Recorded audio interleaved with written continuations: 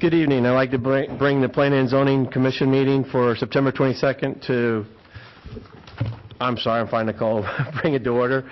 And start with the Pledge of Allegiance, please.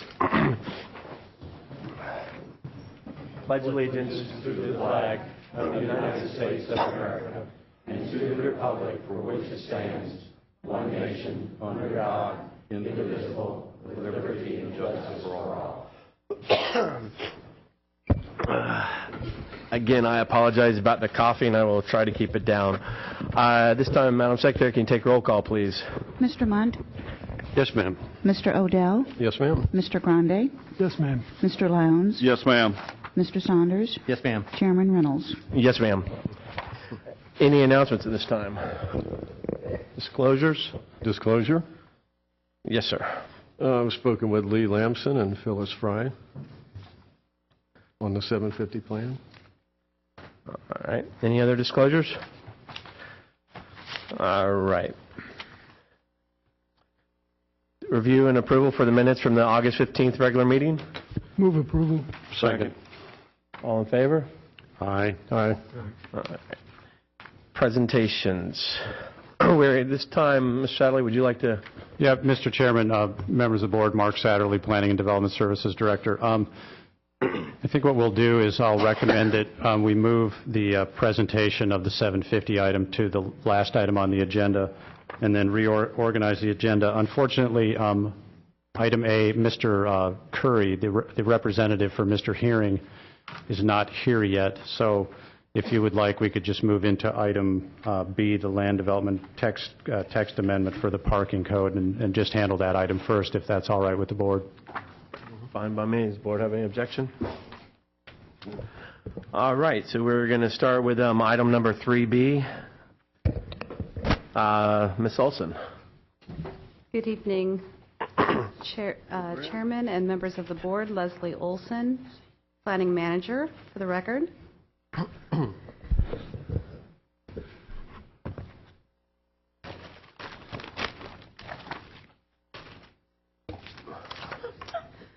Item number 3C is an amendment updating the off-street parking regulations in the Land Development Code. This is a public hearing and was advertised in the September 12th edition of the St. Lucie News Tribune. This amendment was directed by the Board of County Commissioners. They directed staff at their strategic planning meeting in June to amend the Land Development Code to right-size, if you will, the parking requirements in the Land Development Code. As you can see on the chart in front of you, the St. Lucie County requirements are well above what our industry standard, which is set by the International Traffic Engineers in their parking generation manual. The proposal for this ordinance is to remove all of the requirements in the Land Development Code and adopt the ITE parking generation manual by reference, which is automatically updated every time the parking generation manual is reissued. The current adopted standards are out of date in terms of both uses and number of spaces required. Uses and the parking generated at each use fluctuate over time. Because of this, the parking standards need to be continuously updated. By adopting the ITE, we will simply update by reference with the industry standard and the leader in the industry. In addition, we have reorganized the ordinance for clarity. We have removed redundancies, added provisions for the expansion of non-conforming parking. For instance, if there is a use that does not have enough parking per our code, but they can demonstrate that their parking has been adequate, and they would like to expand and create additional space, if they can demonstrate this, they don't need to bring the entire site up to code for parking. That's one provision we added. And then we also retained all waivers, deferrals, and alternatives provisions that were adopted into this code in 2012. We recommend that the Planning Board adopt or recommend approval to the Board of County Commissioners for this ordinance. Do you have any questions? Mr. Grande. Just one. My sense is that when you say out of date, you're really saying inconsistent with the ITE standards. It means that we do not go through the code on a regular basis and do a traffic study on which kinds of uses do generate which kinds of parking. You'll notice if you look back on this chart that some of them reflect a 0% difference. These are simply more recent updates to the code for which we have used the ITE recommendations. So they're out of date simply because it takes a lot of work to go through and do this on a consistent basis. And so, some of these are old. And Mr. Chairman, if I could just add, one of the reasons we recommended this as well, I think, as you'll see, is that there are, through many of the uses, there's a considerable, decline in the number of required parking spaces. And we felt that, as part of our waivers, deferrals, and alternatives in our economic development efforts, if a typical use comes in and has to put in less parking than our current code requires, but is based upon the ITE standards, that's going to save somebody that's starting or expanding a business some money. It's going to save them having to put in that parking, design that parking, build that parking, maintain that parking, and when really the up-to-date standards really don't require it. So we felt it was a really good recommendation, and it really is a good option to have that put in our code by reference so that when it is updated, it reflects the most accurate information and most up-to-date analysis that is done by the people that analyze this sort of thing. Any other questions? Mr. Chairman, couple questions. First, a comment on, and I spoke to Mrs. Olson earlier about Figure 724 on the parking. The way that the ADA handicap spaces are done today, those are somewhat out of date, and I've given her the reference from the ADA code on how that could be changed to reflect the current standard. The only other question I had that, while the Institute of Traffic Engineering manual is a national manual, is there anything specific in St. Lucie County that might be different, that we would want to look at different generation rates? For instance, I'm just looking at the first one on the multifamily, that most of the developments in the county is a bit in suburbia and not in the cities. While we don't rely on mass transit like they might on a national average, are there any things like that really should be looked at different than the ITE standard? The planning director has the option to make a different determination based on the specificity of use. There are actually a number of uses not listed in the ITE, just as, you can always find something that won't be listed.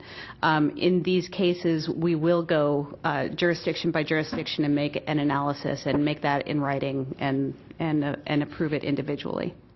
And Mr. Chairman, Mr. Sanders, to your question, we'll take a look at that and just see if they base that multifamily code, based upon an urban setting or a suburban setting. My guess is they base it across the country. Right. Most development has been suburban development, frankly. So I would hope that that's very reflective of modern development patterns. But we'll take a look at it. Okay, thank you, Mr. Chairman. Mr. Lowndes. Mr. Satterley, if upon the Board of County Commissioners voting on this, will it take effect at that time? Typically, ordinances take effect, upon their being recorded with the Secretary of State. So it would be, 30 days hence. Anybody with applications before the county now could benefit from this if they plan it right? They could, and we also have the option under the waivers, deferrals, and alternatives to do, do alternative analysis. So I think anything we can do to help spur some economic development will help. Yes, I agree. Mr. Culverhouse. Anything in this proposal make it or increase the standards or make it tougher in regards to or take away from the proposal that Mr. Lowndes, I think, initiated in the Budget Committee, and the Budget Committee brought before us, and we recommended the Board of County Commissioners to try to make the county more user-friendly? Yeah, exactly, and that was, and forgive me, but that's what we now refer to as the waivers, deferrals, and alternatives section of the code. It was Ordinance 12003, and that was the work that came out of the Development Review Task Force through the Chamber of Commerce that was generated out of the Citizens Budget Advisory Committee. So yes, this is very consistent with the work done by that committee. So this won't hurt that at all? No, it will actually, augment it. Any further questions? This is a public hearing, so I'd like to take this time and open up for the public. If anyone would like to come up and speak on behalf of this, please state your name and address for the record, please. My name is Jim Turner, 5900 Orange Avenue. I'm a contractor, not active now. I've developed some properties. I did Southern Courtyard Properties years ago, a bunch of apartments. I think if you can make it as minimum as possible, it's great. But as a developer, I'm going to put in adequate parking. But if I'm a car dealer, I need a whole lot more parking than if I'm in an internet business. So you need to have the minimum. And if you're going to develop something, you're going to make it adequate to take care of your customers. And your developer, the guy that's going to do the job is going to do that. But if you make the minimum to take care of those guys, it would help that person come in. Thank you. Thank you. Anyone else from the public at this time? Seeing none, I'd like to close the public hearing on that part and bring it back to the board for discussion. Mr. Chairman, Mr. Lowndes. I'd like to make a motion. After considering the testimony presented during the public hearing, including staff comments, I hereby move that the Planning and Zoning Commission of St. Lucie County recommend that the St. Lucie County Board of County Commissioners approve the proposal to ordinance amending the Land Development Code as it pertains to off-street parking and loading, because it will certainly help the economy of the industry in our area and brings us up to date on what is standard. Second. Any discussion? Yes, sir. Mr. Chair, I will not be supporting a recommendation to pass a recommendation approval onto the board.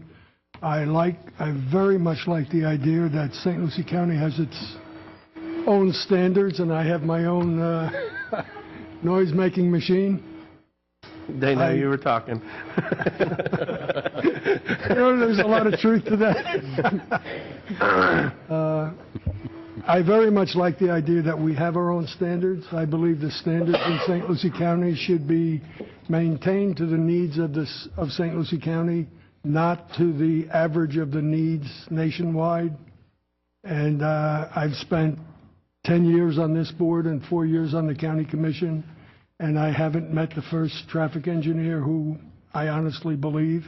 So I will not support a recommendation that says make ours the average nationwide. Any other discussion? Madam Secretary, can you do a roll call, please? Mr. O'Dowd? Yes, ma'am. Mr. Grande? No, ma'am. Mr. Culverhouse? Yes, ma'am. Chairman Reynolds? Yes, ma'am. Mr. Mund? Yes, ma'am. Mr. Lowndes? Yes, ma'am. Okay. Thank you very much. Mr. Sadler, are we going to...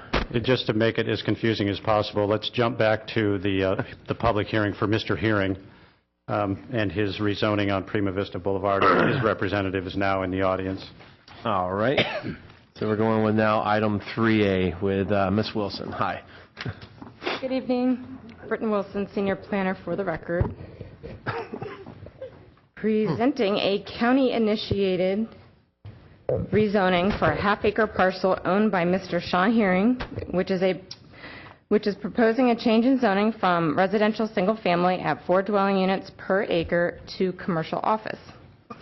The subject property is located in the River Park community on Prima Vista Boulevard, where a future land use map amendment was brought before this board in January and was forwarded with a recommendation to approve a change from residential to commercial. After the BOCC approved the change in February, they identified Mr. Hearing's property as being eligible to follow the county-initiated petition process, which waives all fees. In addition, the board also directed staff to revisit the River Park Community Overlay to see if it could more logically accommodate the properties fronting Prima Vista Boulevard in transitioning to commercial. And staff has already started meeting with neighborhood residents and will be holding a community charrette on November 16th, and invitations will be sent out to all 2,500 residents within the River Park community. This is a public hearing, and notice was published in the St. Lucie News Tribune on September 13th, and the applicant also held a neighborhood meeting on September 17th, where one neighbor did show up in support of the proposal. The subject property is located just west of US 1 on Prima Vista Boulevard, which is a 4-lane arterial divided highway operating at an acceptable level of service C. And mail notices were sent within the 500-foot notice area here. This map shows the future land use designation of the subject parcel as commercial, which is surrounded mostly by residential and conservation. This map shows the subject property and half of the surrounding zoning as residential single-family at 4 dwelling units per acre. The other half is zoned residential conservation. As mentioned earlier, the subject property is located on Prima Vista Boulevard within the River Park Community Overlay Zone. The purpose of the overlay zone is to allow for an orderly transition from residential to non-residential uses by implementing performance standards that restrict higher impact uses by prohibiting drive-throughs, restaurants, and gas stations. And the overlay also applies extra building performance standards to building heights, lighting, landscape buffers, and driveway connections. And as stated by the applicant, the purpose of the proposal is for medical office use. Here are the performance standards applied when converting uses from residential to commercial. The permitted building height is reduced from the standard 35 feet to 25 feet. The required minimum parcel size is doubled to 20,000 square feet, and they're required to provide an opaque 6-foot wall or fence when bordering a single-family home.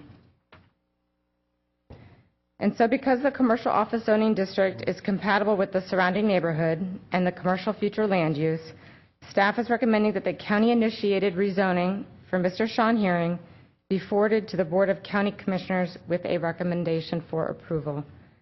And that concludes my presentation, and myself and the applicant are here to answer any questions that you may have. Thank you. Any questions for staff?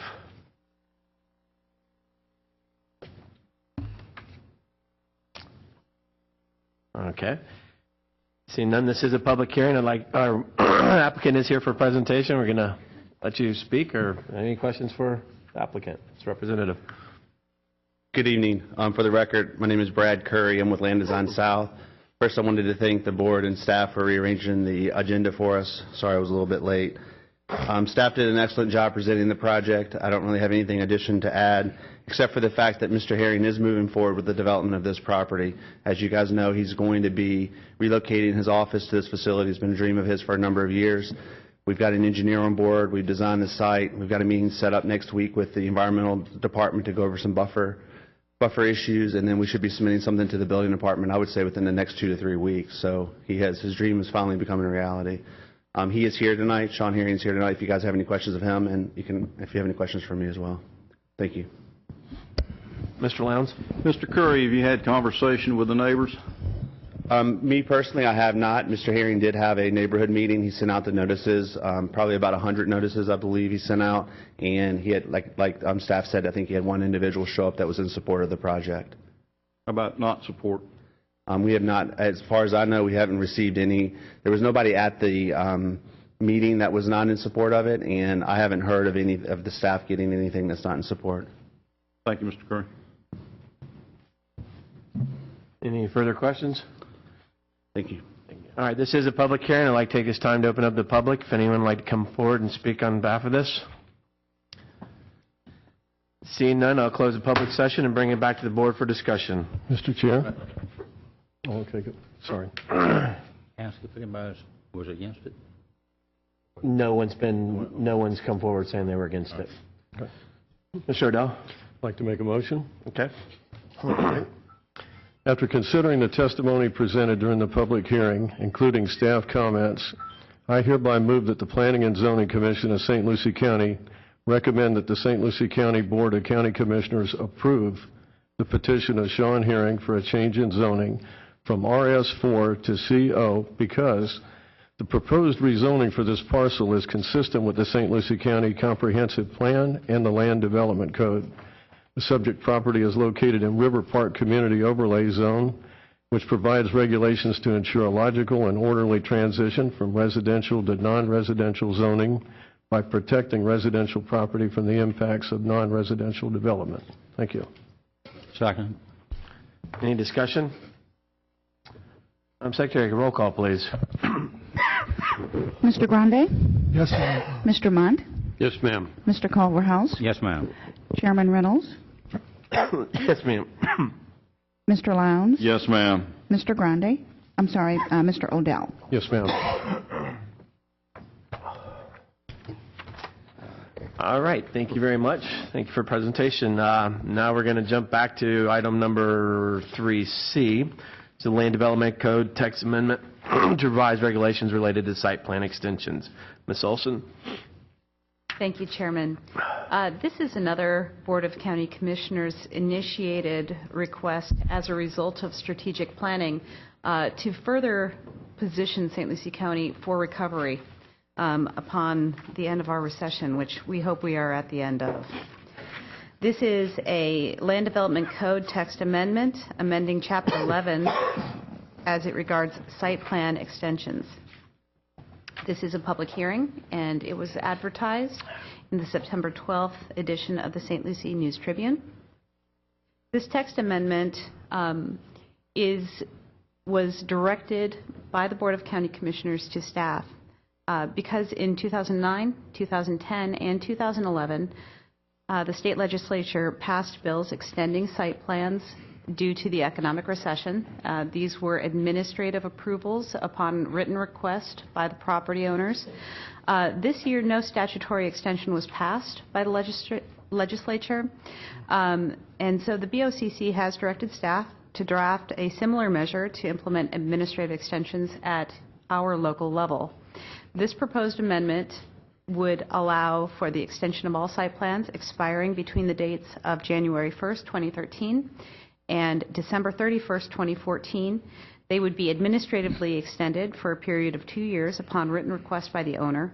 It does also require that the plan be in substantial conformity to the approved conditions of approval. So if, for instance, someone was required to dedicate right-of-way within 90 days of the approval and that has not been done, the extension would not be granted if that was, if it was a significant issue. If we have some leeway if it's a minor issue, but if it's significant, this would not be available. And so we do recommend that you recommend approval to the Board of County Commissioners for this text amendment, and I'm available for any questions. Mr. Chairman. Thank you. Mr. Grande. Mr. Mont. Sorry, it's medication. It was just habit. His vision is going. It's going blurry. Ms. Olson, a couple of points I noticed in here. They have to go back for re-reviews, and I wondered if any fees were going to be applied for the re-review. We have not yet determined that. That would be a separate item, but it would be a very simple review. It would be a review to ensure that they were in conformity with their conditions of approval, but it would be just like the statutory extensions, which are simply done by letter. Well, I would think if you're going to, we send this on to the Board of County Commissioners, they're entitled, and I think the applicants are entitled to know if there are going to be fees. This is kind of open-ended, so if the staff could discuss that and maybe get your arms around it. Mr. Satterley? Mr. Chairman, members of the board, with the 2009 extensions through the legislature and subsequent extensions, we did charge a fee. It was my sense from the board that they did not want to charge another fee. I think we had a $500 fee, but we can. That's at the board's the board's discretion as to whether they want to add an additional fee for that additional review. You're not going to make a recommendation then? I'm going to rely on the board to decide if they want to make it. Our experience has been that with the statutory extensions, that it has not been a tremendous amount of work. We've found that, most conditions out in the county haven't changed substantially. Traffic conditions haven't deteriorated. And based upon the fact that, these people have spent a lot of time and money trying to entitle these projects, that, the board simply felt that, that another 2 years, things are not going to change materially such that, it wouldn't warrant granting additional extensions. But we'll discuss the fee aspect with them and tell them that, this board was interested in whether or not there would be a fee. Mr. Chairman, my second question is, what about projects that might be in foreclosure and are being held by a bank? This requires that the owner of the project provide the letter. So, and we do check on, the status of, the person that is applying for the, for the extension. So we will be looking at that. And if it is in foreclosure, it would have to be, whomever is in control of that property at the time would have to make that request. So a bank could, if you would notify them, a bank could come back, say that they wish the extension, and then, and I'm assuming that they're going to be trying to resell the property. Correct. So the site plan would continue to go with the property. Correct. Thank you, Mr. Chairman. Mr. Chairman, Mr. Satterley, under what are the grounds that the staff could deny the requested extension? I think that Leslie has pointed out, failure to abide by the conditions of their approval. If there were conditions in the approval where they were supposed to make, have some performance that they have not yet done and maybe don't have the ability to do, that would be, it would be, on a case-by-case basis. What we found, Mr. Chairman, if I could just add to that, we've got about 30 to 40 projects that have gone all the way through the process, have gotten all of their approvals, and I think, are simply waiting for, conditions to approve in order to move forward. And we just felt that, again, that conditions had not changed materially in the county, that it wouldn't be, it wouldn't be hard to, recommend that there be additional extensions. Mr. Grande. I assume some of those 30 or 40 projects are projects that had been previously extended based on the state mandate. Yes. So now we're looking at projects that have been extended and are going to be extended again. Yes. And at the expiration of this extension, they will have been approved under codes that are many years old? Yes. Okay, that's...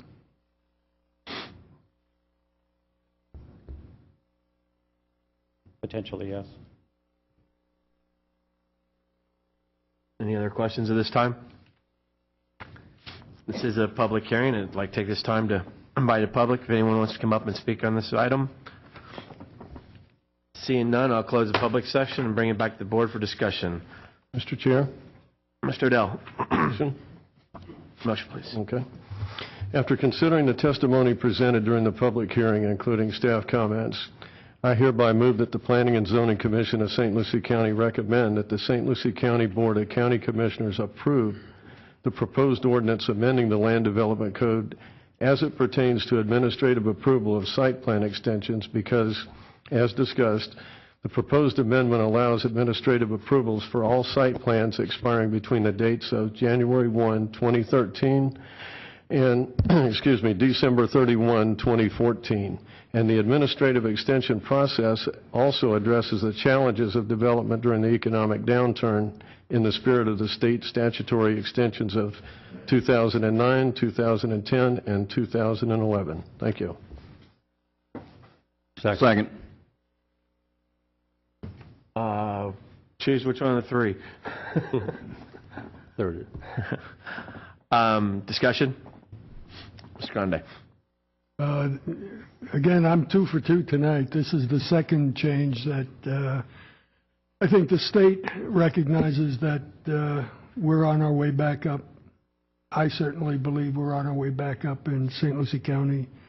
I think folks have gotten extensions that were reasonable based on the times. It makes no sense to me from the county's perspective to grant these extensions that now we're looking at site plans that are going to be 5, 6 years old. And that's not the way the county has ever done business. And I think the state has now recognized the need is passed. I think we need to recognize that also. Mr. Chairman, Mr. Culverhouse. I must differ with my colleague. I think that all of these projects, people have spent thousands and perhaps hundreds of thousands of dollars on getting approved. The economy went into a depression. Maybe we're starting to come out of it, but the conditions, it's not economically feasible to launch those projects, to start building. And I think it's an issue of fundamental fairness that, you know, if they jump through all the hoops, complied with all the conditions at the time that they got initial approvals, that the rules shouldn't be changed on them because of circumstances beyond their economic control. So I intend to support the measure. Mr. Chairman?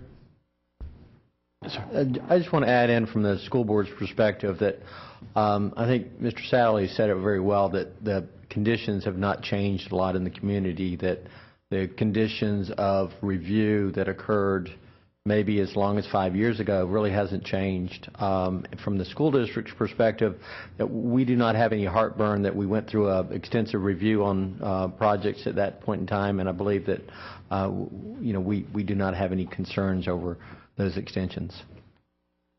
Mr. Chairman. Mr. Lowndes. Mr. Grundy, I appreciate your comments, but I don't think that this county is in a point of rebound that some of the other counties further south of us and possibly north of us are in yet. And I think that anything that we can do to help the developers get to the point to where they will continue to want to forward their developments for the purpose of this county rather than dropping out and going somewhere else is to our advantage community-wise to make it prudent to their cause. Mr. Chairman. Mr. Culverhouse. I'd just say, add on to Mr. Lowndes, isn't prudent to their cause, because if they begin building, they're going to employ people, and those people are going to employ people, and we can get this county back to work, and we can help people's lives. So I think this would be a good measure. Mr. Chairman. Mr. Mott. I support Mr. Culverhouse's comments and also Mr. Lowndes, particularly Mr. Culverhouse's comments about the investment that people have made and companies, the people that they hire, the engineering staff, the land site planners and all of those people. I don't want them to think in the future that they could be discouraged because there's economic problems beyond their ability to overcome them. So I'm going to support this measure. Mr. O'Dell. What can I say? That's the reason why I motion to approve under those circumstances. Madam Secretary, roll call, please. Mr. Grande? No, ma'am. Mr. Mund? Yes, ma'am. Mr. Lowndes? Yes, ma'am. Chairman Reynolds? Yes, ma'am. Mr. Culverhouse? Yes, ma'am. Mr. O'Dell? Yes, ma'am. Thank you, Ms. Olson.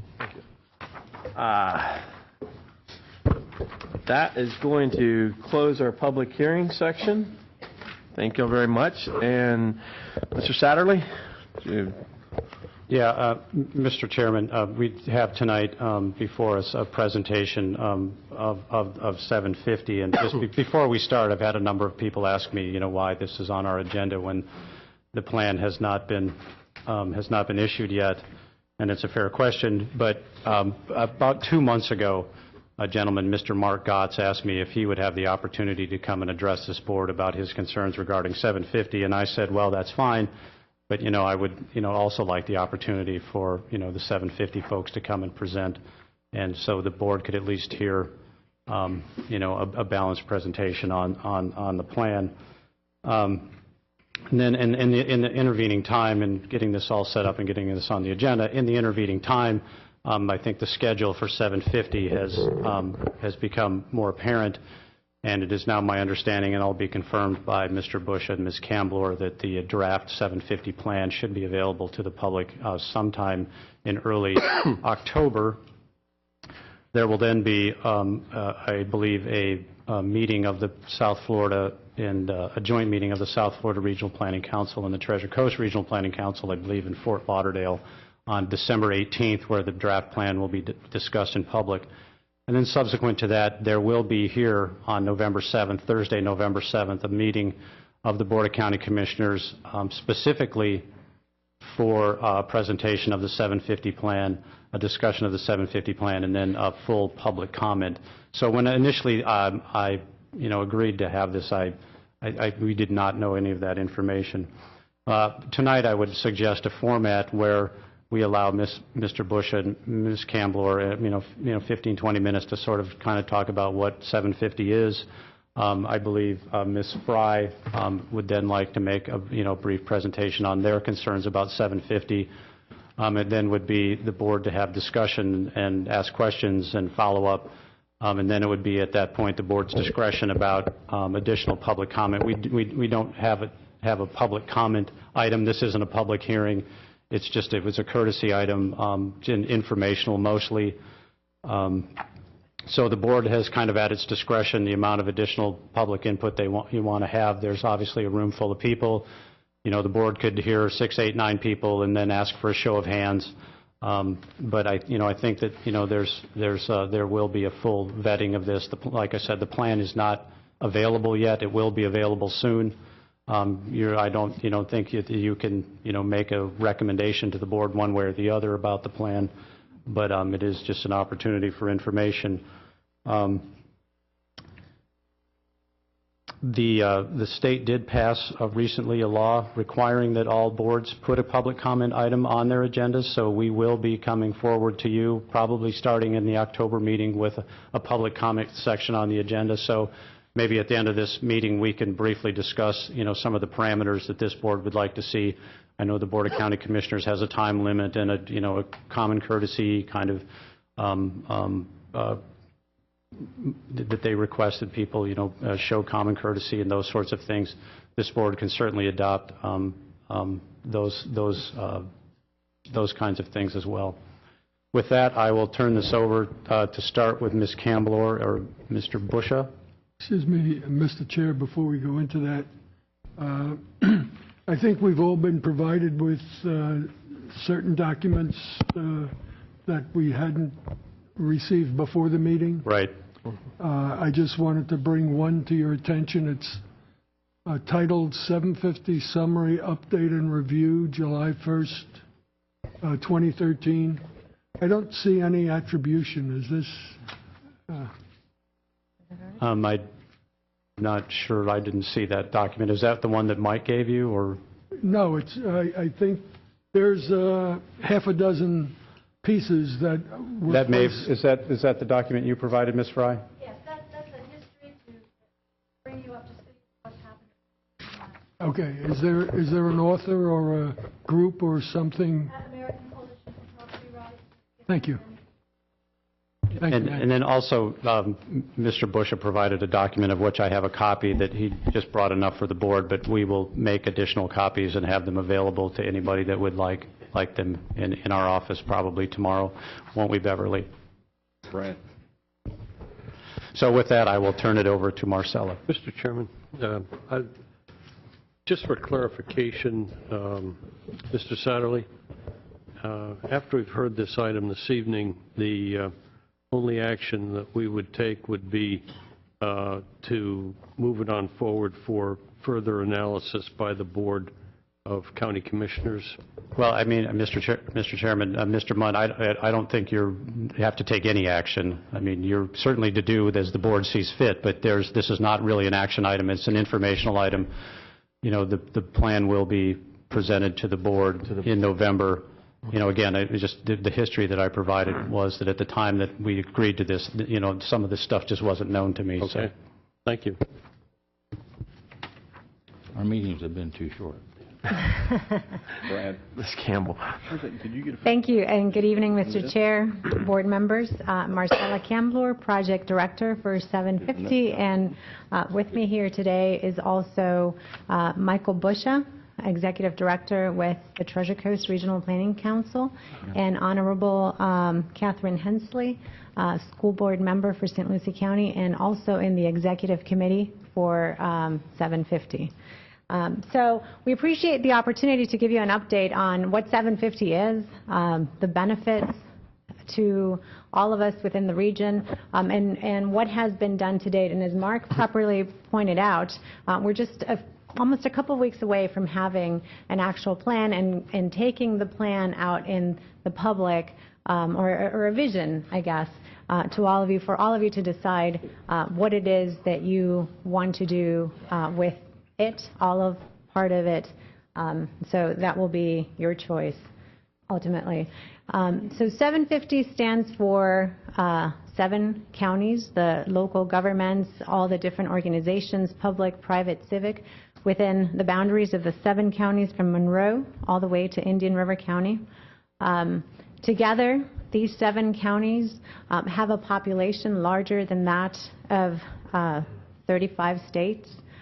Together, we are the 5th largest metropolitan region in the country. We have over 250 miles of beaches, a very unique pattern. We're constrained by the Everglades to the west and the Atlantic Ocean to the east. And while very diverse, these 7 counties do have a lot in common. We share natural resources, we share transportation system, we share, or our communities sort of cross county lines and boundaries for jobs, for entertainment, for education. So very quickly, just going over 5 points of what 750 is. It is a voluntary process to develop an investment plan for the region. No one was mandated to join 750 or the partnership or participate in this event. And when the vision comes out, it also will be voluntary. It will be non-regulatory. Again, like the many regional plans that were done before, you all have great experience in doing those. You all will decide, like I said at the beginning, what of it is of use or of benefit to the county.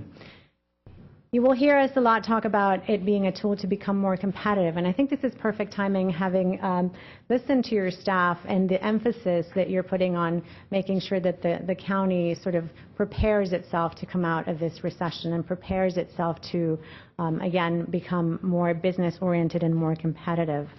It's a public-led effort to embed local issues in the regional context, and also to look at regional issues and vet them at the local context, or actually resolve them at the local level. For example, just a very recent issue with the Indian River Lagoon. As soon as the counties to the south found out that how important this issue was to the counties to the north, they very quickly showed their support and are ready to work with the counties to the north in whatever it is that is necessary to resolve these issues. A platform to identify, I guess, the best opportunities to work together on regional initiatives that are for the benefit of the greater good.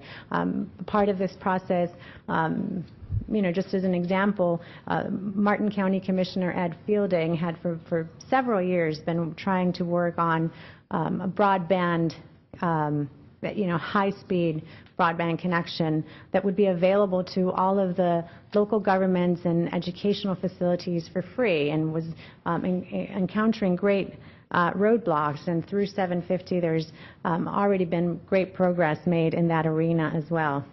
And I think this one is probably the most important one.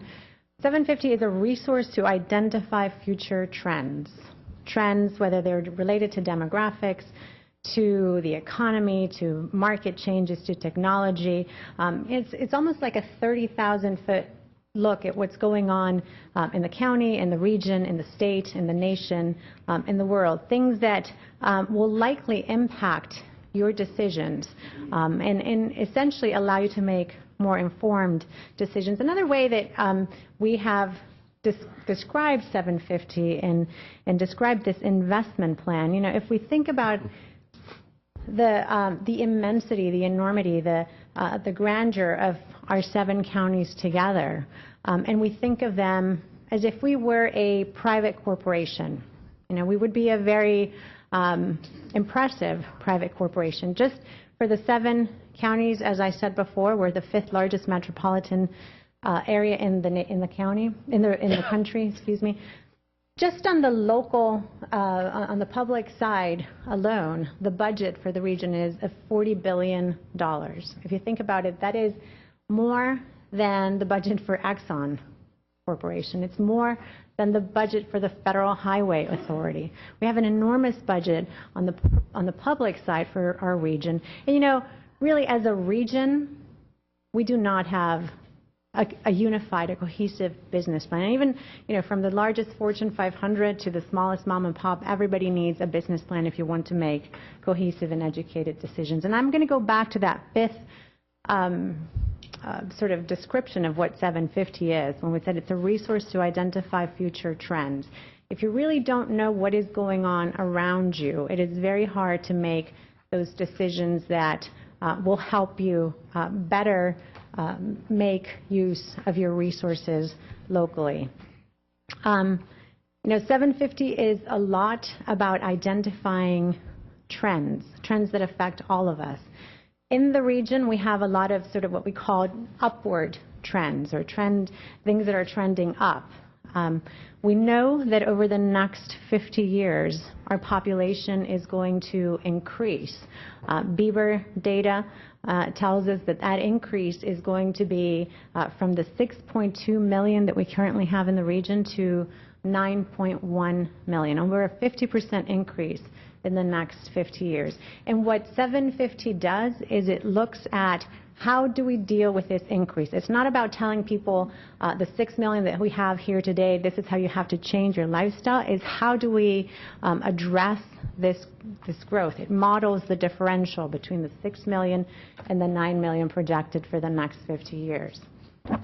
Like I said, some of the things that are trending upward, I'm not sure if you were aware of this, but what's known as the 7-county Miami Customs District is the customs district for this area, has always been for the 7 counties from Monroe to Indian River County. Over the last 10 years, it has had an upward growth. It has been very positive, where exports are greater than imports. This is the only region in the nation where exports are higher than imports. Export values are higher than imports. This is very positive for our region, and to understand that and to capitalize on that. Marcella, can you go Yes. back to that Sure. chart for just a second? Yes. Is there some reason Martin County is not on there?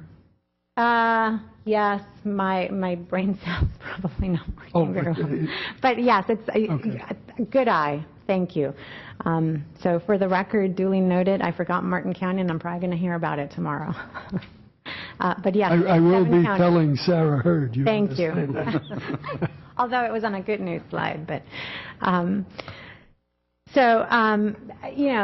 air and sea cargo trade are growing, and that's for all of our international airports and for all of our ports combined. One of the important things that 750 has been doing is holding regular meetings with all the ports and airports just to make sure that we're a little more coordinated. And I think locally for St. Lucie County, this is going to be very important to I guess once and for all understand, or probably come to a conclusion that is satisfactory to everyone as far as the port of Fort Pierce, to understanding how it fits within the context of the rest of the region. But this is also trade that has been on an upward trend also over the past 10 years. And air has been growing even more so than ports. But overall, it's very high compared to the rest of the nation. This is all something that has helped us understand when we see the trade, when we see how many of the big economic factors in the region are improving, that it's not anymore just about competing with the city that we have to the north or the south or the county to the north or the south, but that we are strategically positioned to become the gateway to Central and South America and the Caribbean basin, and to start profiting from those emerging markets as well as from Africa and the Mediterranean and European countries. And so that is also part of an upward trend. When you talk to the ports and the airports, they say, we're doing great, we want more. We need to increase, we need to double. Other sort of good news, what's trending up in the region, Miami International Airport is the first international airport as far as cargo is concerned, in the air cargo in the nation. Together, the region, when we combine our ports, we're the first in home port cruise passengers. We're the third in international visitors in the nation. And this is key because we've all gone through a great recession, everyone in the country. But one of the things that has helped this region from hitting rock bottom has really been tourism. Fifth in air passengers, sixth in waterborne container traffic, eighth in value of exports, even with that increasing trend. And as I said in a previous slide, we are the only region in the nation where export values, things produced here, things that we do here, are higher than import ones. And most of this has to do with small entrepreneurs exporting. This is not mega corporations. It's our little guys, it's the business guys that have these connections with Central and South America and the Caribbean that are really helping our exports go up significantly. And this is going to be even more so of an uptrend with the Panama Canal expanding and the possibilities for some of the ports that do want to accommodate that growth. And for tourism, we are about to hit an all-time record of 100 million tourists. So this is statewide, but we got a very big share within our region. And this is annually. So again, are about to hit that even in the recession that we've been through. Transportation trends are changing. I believe maybe you have had presentations from All Aboard Florida. So, private sector funded passenger rail service. The Department of Transportation, for the first time in history, sitting down with the regional transit authority, with the RTA, with the people that operate the trains in our region, and coordinating efforts and figuring out how they can provide a more balanced mobility. Because it's important, if the ports and airports want to increase their exporting capacity, we need to figure out a better way to move goods and people and services. We are increasing diversity, and experts think that this will place us very highly to compete in the ever-changing, fast-changing global economy. And St. Lucie County is actually one of the two counties that is increasing its diversity the fastest within the region. Like I said, a diverse workforce is ranked as something that's viewed very positively when it comes to competing and doing business in a global arena. We are ranked 17th for diversity out of 150 regions. Now, this is all information that has come out of all the modeling of the experts.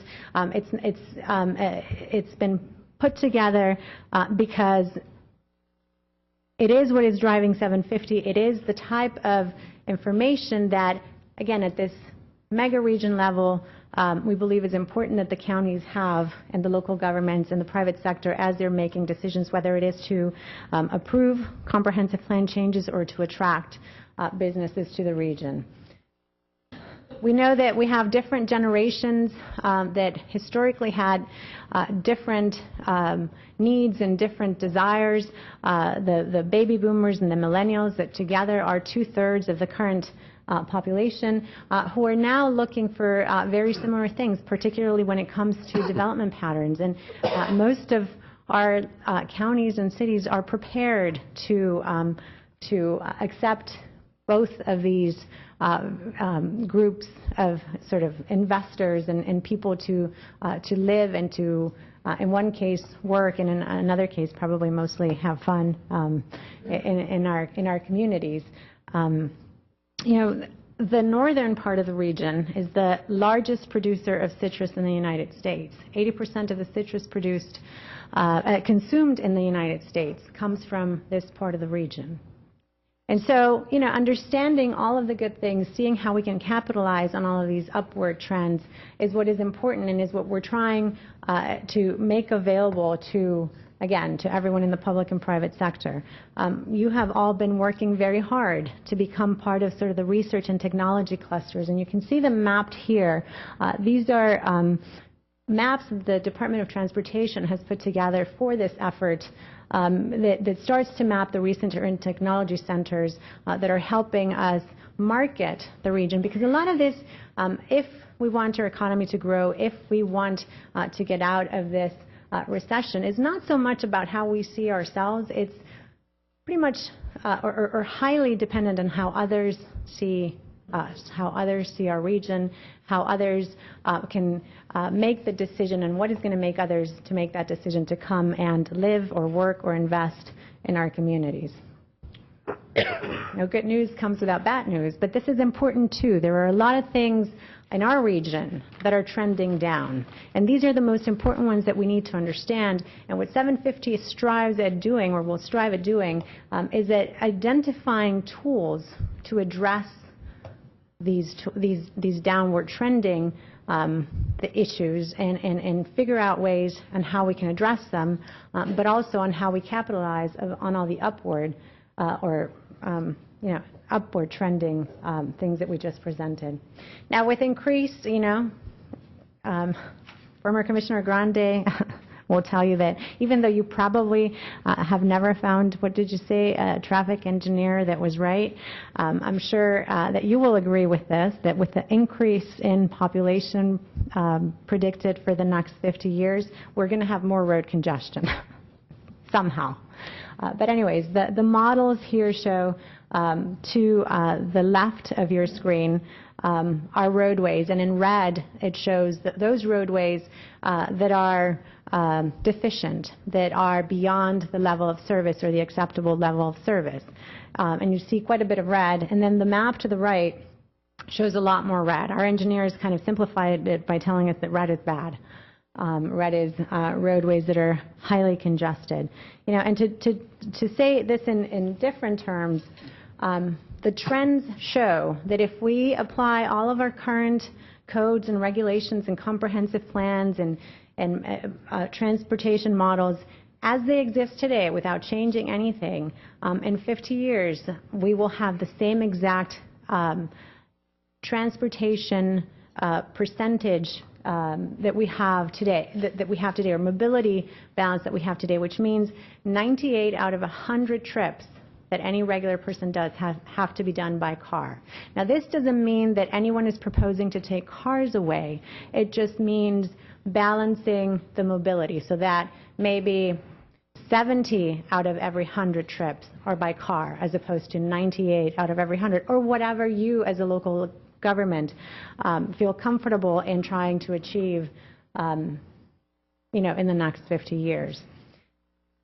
Issues that are also a downward trend or something that is going to impact development in the economy have to do with sea level rise. Now, granted, this may not be as much as a concern as far as inundation for the counties to the north, but it will be a concern in the sense that sea level rise in the next 50 years will displace about 60,000 jobs and 125,000 people from these areas that you see in the south. The blue on the map to the left shows inundation, 2 feet predicted over the next 50 years.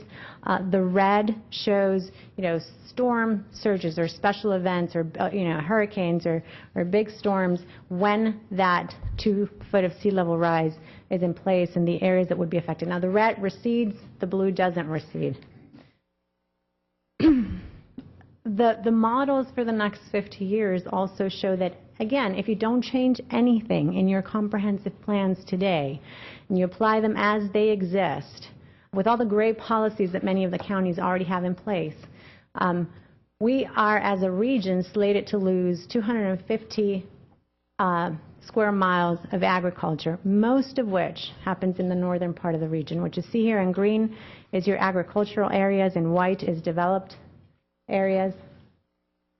That's what 50 years applying comprehensive plans and regulations as they exist today. Now, it could be at 1 unit to the acre or 2, but it's, agricultural lands that essentially become developed per your current regulations today.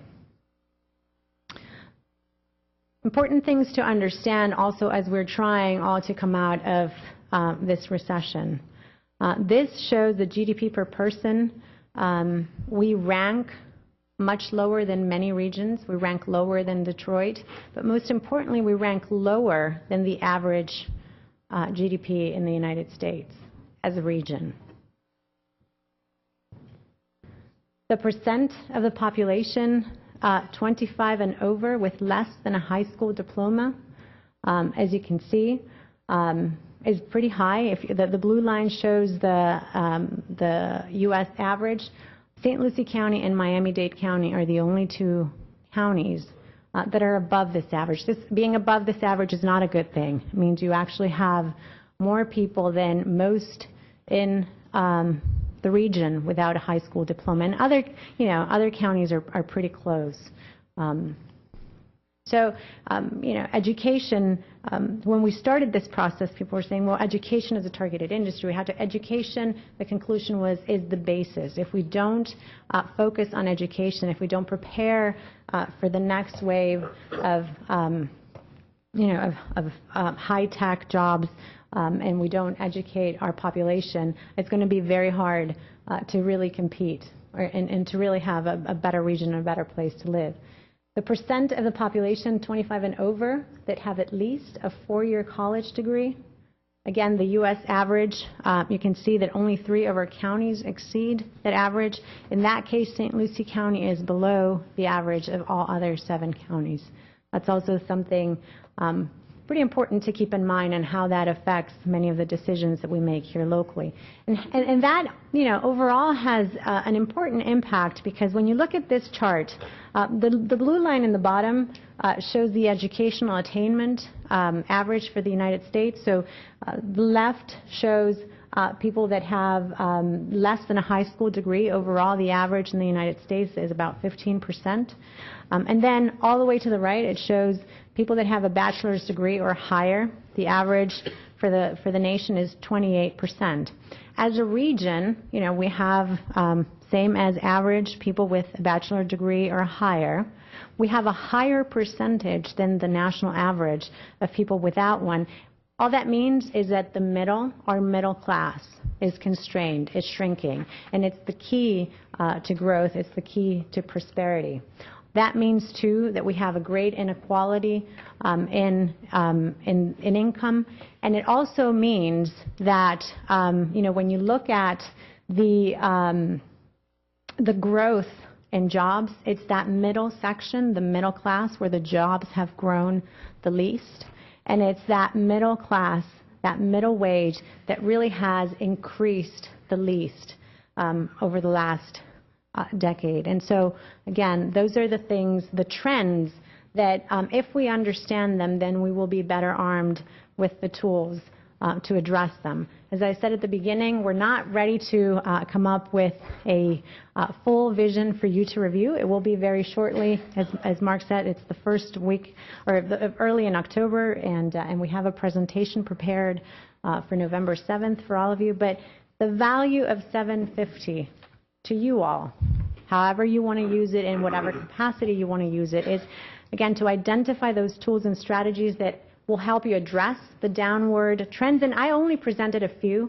The beauty of 750 is you will have trends on every single one of the topics that you need to, that can be quantified, but that are also relative to economic development, education, to all the issues that affect your decision making on a day-to-day. I think it's very important that not only we identify those tools and strategies to address the downward turns, but that we identify some that allow us to increase or profit even more from our upward ticks or from our upward trends. And I think I'm almost concluding here, but very important is to identify those regional projects and those regional initiatives that through continued communication we can accomplish, that will be some where we will need the public and private sector possibly to be working together, and that will overall help us become more prosperous as a region. This is a quote from Professor Burchell from Rutgers University. He is part of the 750 team, and say that simply having this conversation has changed the trend. And this is important because simply having had the process, the 750 process over the last 2 years, has accomplished great things for the region. Not only the opportunity to discuss our future jointly, since this, there's for the first time a 7-county unified transportation model. Your TPO can probably talk to you a little more about the importance of having this. There's a unified economic development strategy through the SEDS, through the 2 regional planning councils. You now have an inundation assessment. It's for the 7 counties. It was done by your staff with the collaboration of the Climate Compact. It took you 3 months to do what it took them 4 years to do, thanks to their help. There's a partnership with Southeast Florida's Life Sciences Corridor, which will help sort of further the efforts of your research park and all the entities that you have brought here for biotech and research. The first ever Google-based 7-county expansive data warehouse, a Google-based civic leadership map. I'm not going to get into the details of all this because unless you want to, we can pull them up on the internet, but we will talk about all the details on November 7th. As I mentioned at the very beginning, the first agreement to have that fiber optic sort of high-speed internet run and be installed as the All Aboard Florida improvements are done along the FEC, and that would be available to the schools and public entities for free. And then a website that is about to hit 1 million visitors this week that has, is a repository for all of the information of what's going on within the region. I know I'm probably, Mark, almost out of time, but this conversation, this dialogue that has allowed us to do this has happened, like I said, over the last 2 years. We've had 3 summits, a number of meetings, workshop groups, road shows, a very active website, stakeholder meetings. We've met with many people here in the county and your staffs and your residents. We have had recommendations of what the different work groups decided were important priorities. I'm just going to highlight 2. St. Lucie County, when it came to education, workforce, and economic development, some of the recommendations were to have a unified economic vision, economic diversification, to align the infrastructure improvements with the economic vision. When it came to the environment and natural resources, some of the things we heard from you as a county was, the importance of the issues with the Indian River Lagoon. The health of the lagoon is key to good business in the region. Talked about clean energy and the quality of the environment as an economic driver for this part of the region. The plan and all of these, a lot of this trends and information comes from creating scenarios, a scenario of what we will look like in the future if we continue the course as it is today, if we bend the course and make things a little worse, or if we bend the course and the trends and make them a little bit better. We have quantified all of those scenarios, and looked at the sort of the scorecard, the indicators of what would be better or what would be worse in each of the scenarios. Again, I am not going to dwell on these, but if you're interested in understanding the details of all of the scenarios and how a lot of this information was generated, please just go to the 750 website. That's 750.org, and there's an online modeler. It takes about 5 minutes to do, and you can get all of the information on the different scenarios there as well. As we mentioned, draft report will be in early in October, and the joint Regional Planning Council meeting, which as every single one of our meetings has been in the past, will be broadcast as well, is on October 18th in Dania Beach, the Fishing Hall of Fame. and it will be solely to discuss 750. And then we have a final summit. 4 summits, 3 have already occurred. The final summit for 750 will be on January 15th at the Broward Convention Center, and we hope you all put this date in your calendar. I'm available for questions. I'm sure Mike is also here available for questions, and Catherine in the back as well. So thank you. Mr. Chair, Yes, sir. I just wanted to make 2 observations. I think this has been a tremendous presentation as far as information content and education. 2 things I would suggest. One, in the middle of your presentation on the transportation, the red lines, I think the concept that we would increase density to the extent that the projections call and not increase reliance on mass transit is totally unrealistic. No place in the world that I know of has that ever occurred. So I think we lose credibility to some extent when we show a much more crowded area with still 98% of the trips as car trips, because I think we all know that that can't happen. The second thing is our unique distinction as the only major region with a positive trade balance.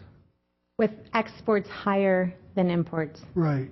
I wonder if that may not be due to the fact that we have some unique imports that are not recorded in our district. I didn't know where you were going, but I should have figured it out. Just for the guy who's out of step, that's just an observation. It'll be hard to track those in a trend, but we'll Let me try. see you work that into the report. Mr. Chair. Mr. Dell. The information that I received about the consortium partners, I take it that's the South Florida Regional Partnership. It said that the consortium partners must implement the plan. Would this mean that St. Lucie County is a partner at this point? The 7 counties and over 200 public, private, and civic organizations signed a memorandum of understanding back in between end of 2009, beginning of 2010, to jointly compete for a federal grant. Together, because of that commitment to work together, we were one of the top 4 recipients of the first round of grants for these types of efforts.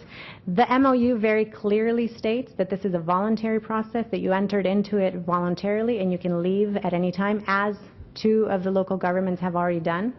And it also, doesn't say anything about, anything else. It doesn't commit you essentially to anything else. And as I said, I think on several opportunities, you have done. St. Lucie County has great experience doing regional plans. This is not the first time you've done one. It's not a mandatory or binding plan, and you can, influence your decisions however much you want by it. Well, I just wanted to make sure that if we did not accept the final plan as approved, are we able to withdraw then? Oh, yeah. What you said? Okay. Any penalties for withdrawal? No. Okay. And last but not least, from what I'm seeing here from the information that we were given, it seems the plan's very broad in scope and it's comprised of many documents. Is there anywhere that we can identify all the various documents, that comprise this plan?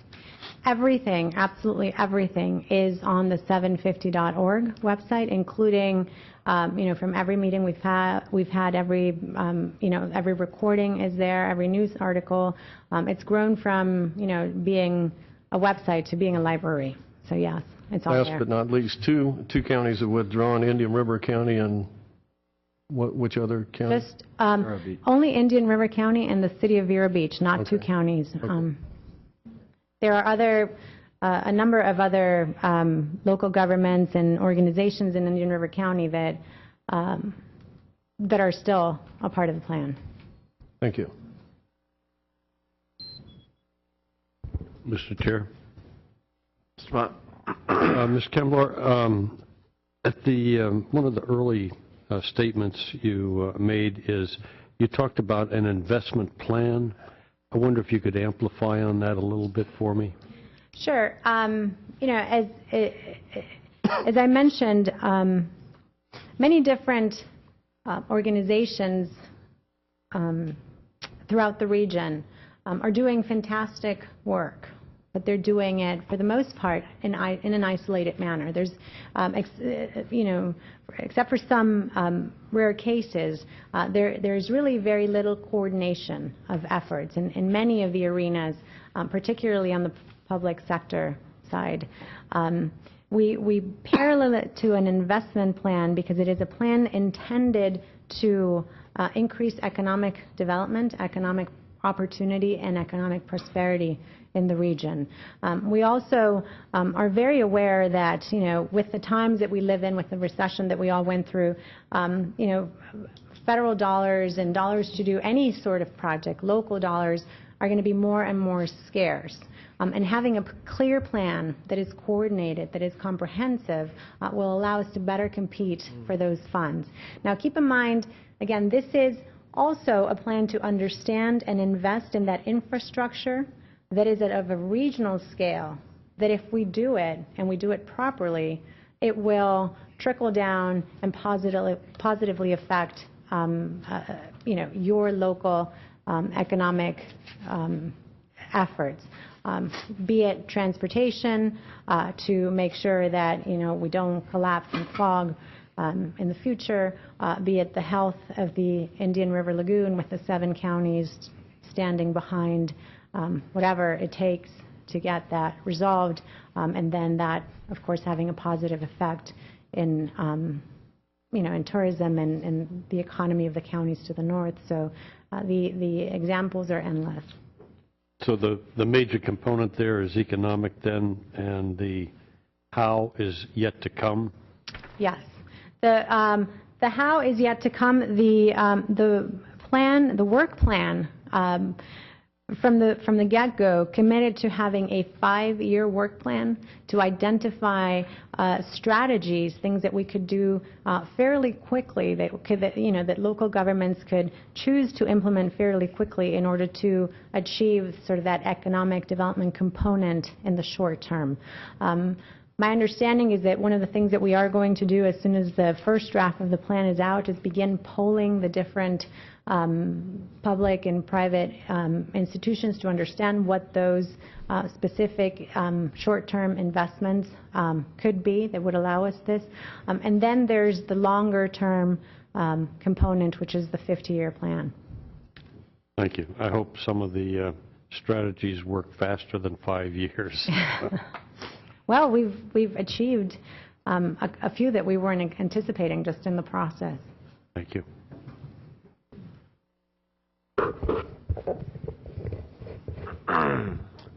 Any other questions at this time?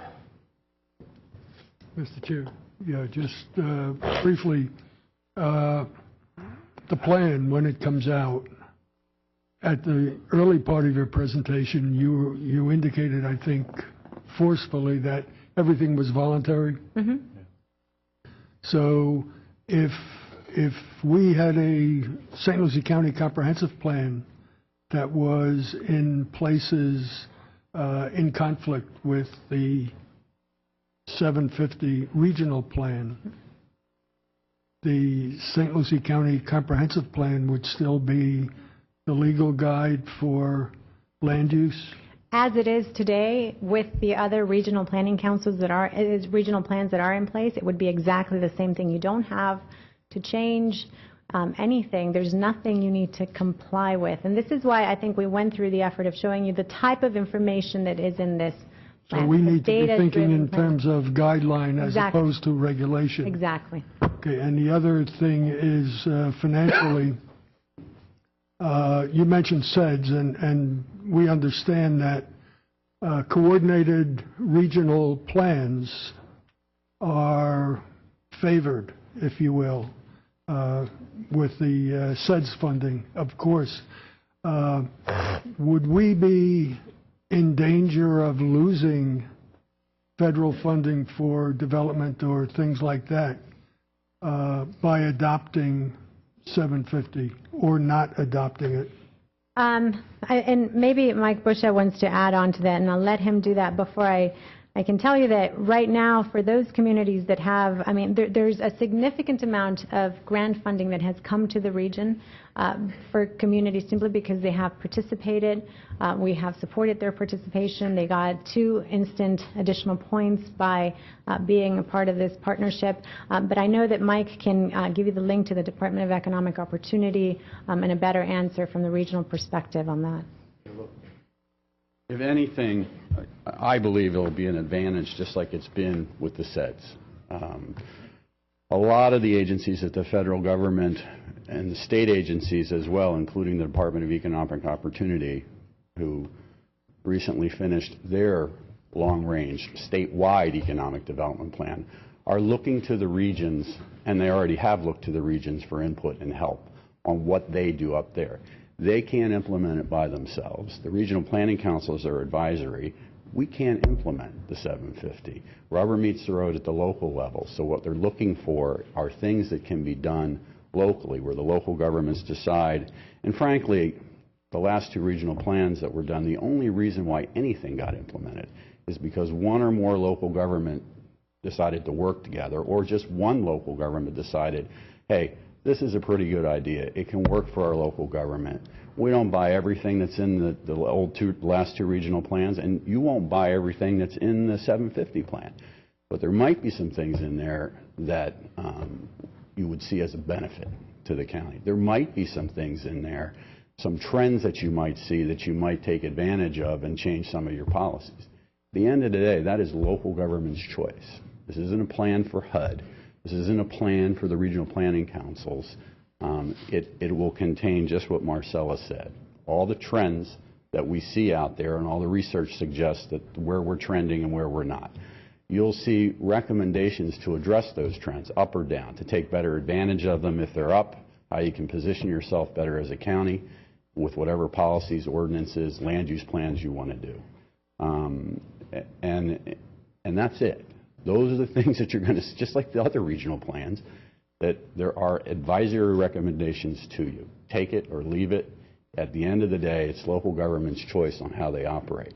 We also, part of the plan will also, though, identify some opportunities where local governments can work together, because there are some things, not everything's regional, but there are some things out there that we've already seen that local governments working together can do a lot better at than if they're trying to do it on their own. Instead of the mouse that roared, just like the Indian River Lagoon, nobody's going to listen to Martin County by themselves. You get the 6 counties together, like I guess Commissioner Fielding did, and you get the 3 big counties to the south, the 6 counties meaning Brevard, Volusia, Indian River, Martin, St. Lucie, and Palm Beach. And you get the 3 southern counties, Monroe, Dade, and Broward, involved and getting behind that, and then maybe you got a chance at solving the problem. But those are the ones we're going to point out as advice to the local governments. That's all. And that's it. That's what's going to be in the plan. I can't tell you, make it any more clear. So. Mr. Martin? Mr. Busha, yep. The implementation of some of these, whether they're either just the local government or whether it's on a broader scale, 2 counties together or all 6 counties. Could be the private sector, too. Will there be funding available to help with the implementation on the local level, whether it's 1 government or 6 governments? And if there is funding available, whose dollars will that be? That'll be up to you. If you decide as a local, and this has been my experience in the long time that we've worked, 38 years we've worked for St. Lucie County. And in all that time, and the other 3 counties as well, and even outside the region we worked, the only way to identify those sources of funds or find money or get the support to spend local dollars on things, the idea has to be good enough, has to be powerful enough to convince, first of all, the local constituency that, look, it's a good enough idea where we can spend some of our tax dollars. Second, if you need help, in other words, if you want some tax dollars coming back to help you do an infrastructure project, I mean, that's our money up there. If you want some of it to come back, you're going to have to convince the state agency or the federal agency that, hey, we're working together regionally on this, and this is a good idea. This is right up your alley. It's consistent with the state's economic development plan. It's consistent with DOT's plan, U.S. DOT's plan to do something good. Then you need to convince them. I mean, it's either a partnership effort with the agencies and returning some of our federal dollars, or it's a purely local effort, or you're working with the public and private sector. We haven't identified what those projects are. In a sense, we will make some suggestions, but that'll be up to the local government because, again, the rubber meets the road there. So it's not seen as primarily or totally a federally funded series of programs? That'll be your choice. There's nothing in this plan that will require you to apply for, qualify for, or take federal funds. When you get a minute, when you get home, when you get some time, you read over that thing I passed out to you. You won't be asked to accept, adopt, or approve the 750 report. You know, frankly, it's our, we work for the 54 local governments in this region, and South Florida works for the others in Monroe, Dade, Broward. It's 127 different local governments. Our job, one of our jobs as a regional planning council is to do strategic long-range planning, one of the many jobs. It's not a bad idea to look over the fence, down the road, around the corner, and just to get our heads out of our inboxes once in a while, see what's coming. And that's what the 750 report is about. It's about identifying those opportunities or those challenges that we have, that we see coming, because of the trends and demographics, the market, the technology, and things like that. Give that information to the local governments. They can do with it whatever they'd like to do with it, and also recommend some strategies if they choose to deal with those issues. If they believe that it's going to have an impact on them, then look at the report. There might be some strategies in there, some recommendations in there that you might like, that you might want to use. And then after that, if it requires funding, that, frankly, is a local initiative, or a partnership between the public and private sector, or a regional partnership between local governments. You got to make a decision on what you want to do, how much money you need to implement what it is you want. It's no different than what you do today, with the taxpayers' money. This won't obligate you to take, apply for, or do anything else with federal dollars, state dollars, or your local dollars. You have to decide what's important in this plan. And if anything, for you, as a county, as a city of Fort Pierce, your choice. I mean, that's the way it's been. That's the way this plan is. That's the way the last two regional plans were. I know St. Lucie County and Fort Pierce and others took a lot of neat things out of the old regional plan, used it, implemented it locally, because it made sense to them. And that's the only way regional plans get implemented, in this state anyways. That's the only way. Right. So. Thank you. Thank you, Mr. Chairman. All right. Mr. Chairman. Mr. Bush, if the agricultural community for Dade County is basically Homestead and the Redlands, what is left of it? Yes, sir. If an entrepreneurial company wanted to go to Homestead, Florida City, and put in some innovative agricultural crops, God bless them. Yes, sir. Would they then have to go through the regional planning council to do that? Or being the council says, no, that area is going to be developed and we're going to do away with agriculture in that area? Lord, no. That decision is made in Miami-Dade County, in a commission chambers just like this. And frankly, right now the land use and zoning out there, most of it is agriculture. There's an underlying zoning of either 5, 10, or 20 out there. We know that area pretty well. We've done some work there. In fact, we got the farmers together from that area, the Redlands out there, western Dade County, the farmers from Palm Beach. There's not much left in Broward. I don't think. No, there weren't any farmers from Broward. Legal crops. It's an export. But no, from Indian River, St. Lucie, I mean, Doug Vernick's been a big help to us gathering up all the farm. We had a huge meeting of those during our third summit just to find out what the future of agriculture is, and we'll understand the challenges. And is there anything we can do, including getting out of the way as government, to make agriculture stay here? Because it's a huge traditional industry that brings billions of dollars to the economy. So my answer to you, sorry this is a long answer, look, if some farmer wants to go out there and do something innovative, look, they don't have to ask the regional planning council down there. They frankly don't even have to ask the local government. They have the land use and zoning for that now. Now, if for whatever reason, you know, the owner wants to change his land use, he's got to come before a board like this and do what they have to do now. This isn't, look, this document is not self-executing. It is not self-executing. It is advisory recommendations about trends and strategies that, again, if you see some value in it, like the water farming issue, that's a huge issue. That was brought up during the 750, and people knew about it before. You guys know what water farming is? I'm sure. It's the farmers wanting to lease their land for storage because we have an emergency. It made sense even before we had an emergency to do that. We talked to the district last week. They've worked out, I think they executed their first lease in Martin County with Calkins. The big issue there was how do we figure out if we flood the property and we make wetlands, How do you get it back? is the EPA going to come down here and say we can't farm again, you know, after the emergency's over and we figure out a better plumbing system? The cost of money to replenish that land back to standard would be prohibitive. Yeah, and the district isn't making anybody do anything. This is a voluntary program. They've had several farmers volunteer. They finally worked out the lease with the help of the 750 staff to go up to Washington to say, hey, look, and DEP at the state, hey, look, if we flood this guy's land, this farmer's land, what happens when he wants to farm it again? And what they agreed to, and this was the big sticking point, is, look, they're going to look at existing conditions that are there today. What wetlands are on that farm today? If you make any more as a result of the flooding, too bad.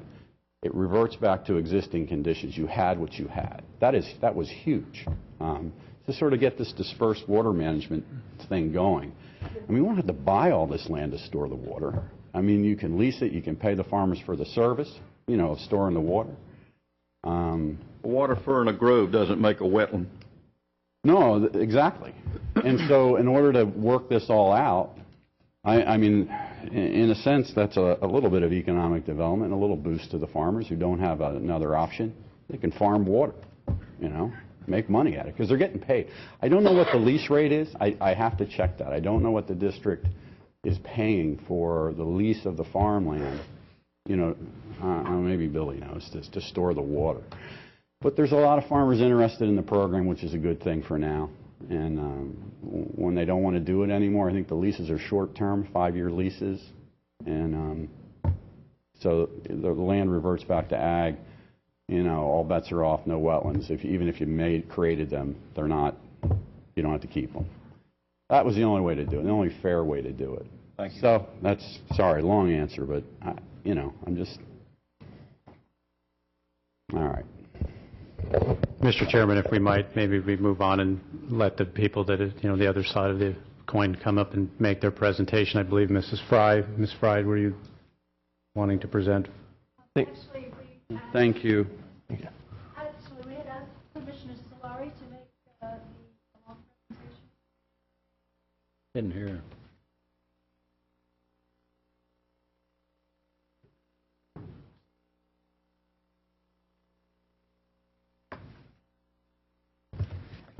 Good evening. I'm Bob Solari from 730 Painted Bunting Lane in Vero Beach, Florida. I'd like to thank you for allowing me to speak tonight, and would like to say a few things before beginning my comments on 750. One, I'd like to thank you all for all the work that you do in your community.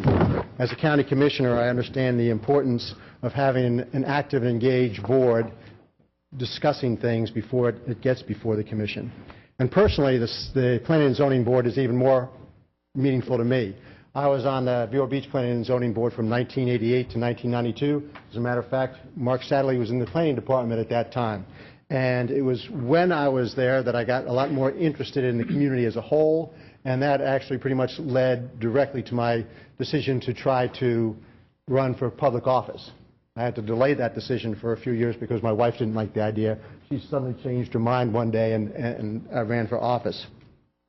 I'd also like to make clear from the start that I am not here to tell you or suggest to you anything about the future of St. Lucie County. You all understand St. Lucie County a lot better than I ever will. I'm here simply to talk a little bit about 750, to give a different view of 750, and to try to explain why the Board of County Commissioners in 750 finally withdrew from that process.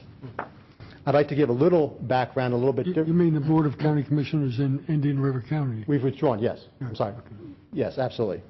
I'd like to give a little background on what was initially the Sustainable Communities Initiative. This was not a bottom-up process. This was a top-down process. Congress authorized $150 million for planning purposes and directed the U.S. Department of Transportation, U.S. Department of Urban Development and Housing, in conjunction with the EPA, to disperse this throughout the country in the form of regional grants.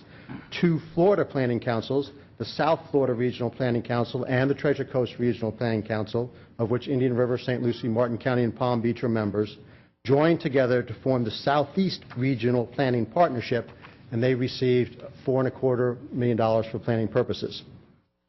This might sound benign, but a close reading of 750's foundation document, the Regional Vision and Blueprint for Economic Prosperity, shows that this is an aggressively progressive document incompatible with the core values of the majority of citizens in Indian River County, and it will certainly lead to a significant loss of local control, particularly in the areas of planning and development.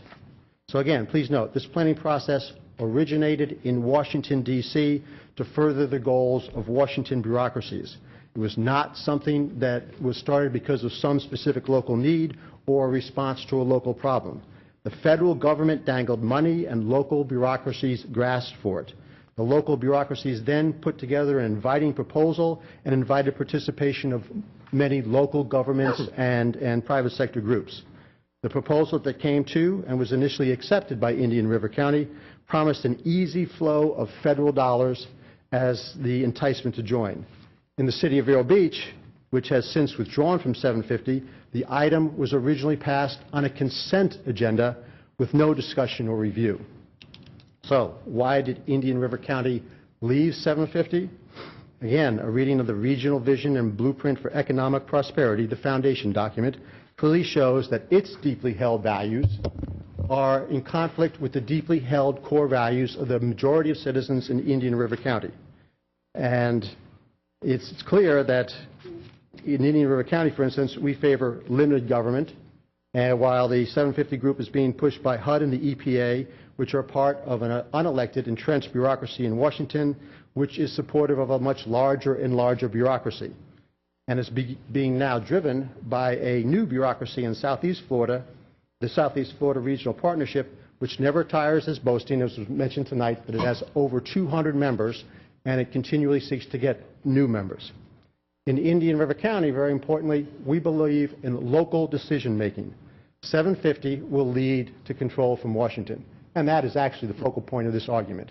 You can believe, as Mr. Bush states, that local control will stay locally, or we can view what's already happening in other areas of the country and realize that this could be the path to losing local control. Later in the discussion, I'm going to talk a little bit about Westchester County, New York, where HUD has already invaded that county to try to strip it of a lot of local planning and zoning ability. In the Indian River County, we believe in property rights. The implementation will see these property rights, or some of these property rights, wither away. The actions of EPA and HUD stripping away property rights in other areas of the country indicates what soon might be happening here. And in Indian River County, we believe in representative democracy. 750 promotes special interest democracy controlled not by elected officials, but by unelected, generally unknown bureaucracies. And in Indian River County, we believe in fiscal responsibility. 750 reinforces more spending by the federal government, which has already imposed an unfunded liability of over $1 million on every American taxpayer. So I ask that if you have $150 million of more planning, where are you going to get the billions of dollars to implement those plans when the federal government is already broke? Basically, all that money in the next few years is going to come from local taxpayers, from the people sitting in this room. It's not going to be a continual flow from Washington. Now, I believe there are a multitude of additional reasons for leaving 750. but tonight I'd like to focus on just 3 more: the process, the planners, and corruption. The process. In Indian River County, what really galvanized the citizens to rise up against 750 and to tell the Board of County Commissioners they didn't want it was the work group roadshow that the 750 group presented on October 25th of 2012 to the residents of Indian River County. This began with an agenda that contained no substance, nothing that would indicate to any of the citizens of Indian River County that anything important was happening. It continued with a 3-hour roadshow which had no meaningful discussion about either the possible contents of the proposed plan or what we in Indian River County would find acceptable in such a plan. The lack of meaningful discussion has continued. I'm a member of the Treasure Coast Regional Planning Council. We had 750 on our agenda at our March 15th, 2013 meeting. We were given a 45-minute presentation by the planning consultant, Victor Dover. His talk was basically an argument for planning to a group that's been dealing with planning for years and years. His talk had almost nothing substantive about the 750 process. He did talk about a 1733 Savannah plan and a 1928 regional plan for New York. He did, as he has in the past, applaud Burnham, who said, "Make no little plans." But there was nothing substantive about 750, which, by the time he spoke, had already been 2 years in the making.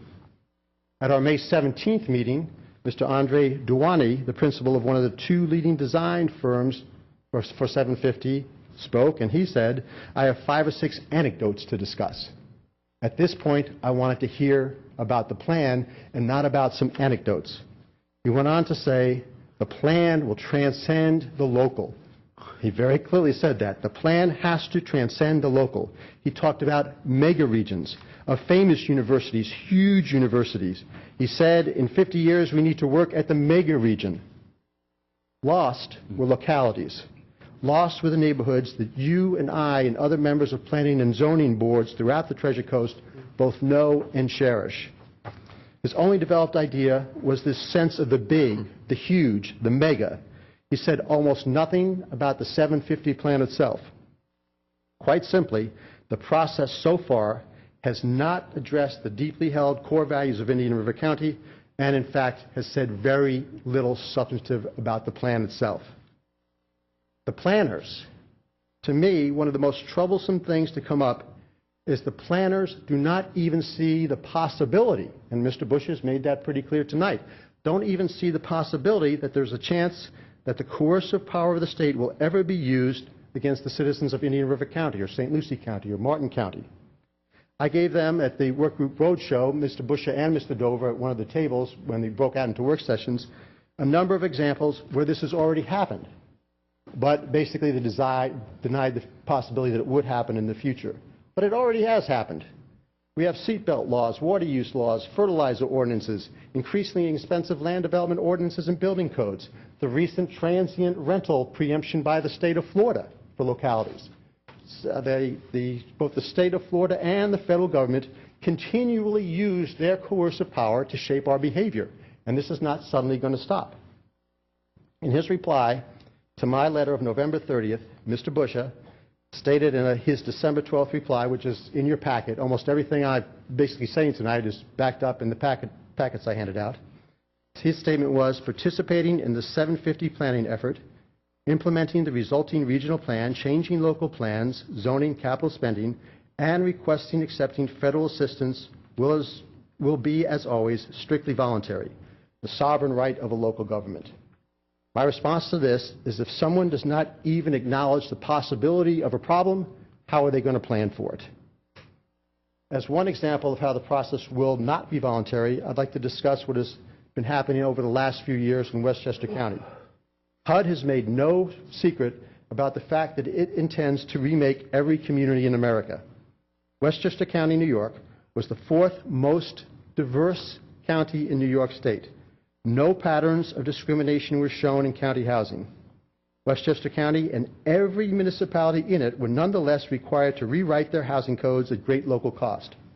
As Rob Sims, a deputy director of HUD, has said, we're clearly messaging across the country that there has been a significant change in the Department of Housing and Development, and we're going to ask them to pursue similar goals as well. So HUD has said they're coming, and they will come. So HUD will remake your housing codes, and how? HUD will do it through things, regional plans like 750. Take a look at the Southeast Florida Regional Vision and Blueprint for Economic Prosperity Action Plan. Your packet has Task 2.5, Regional Housing Assessment.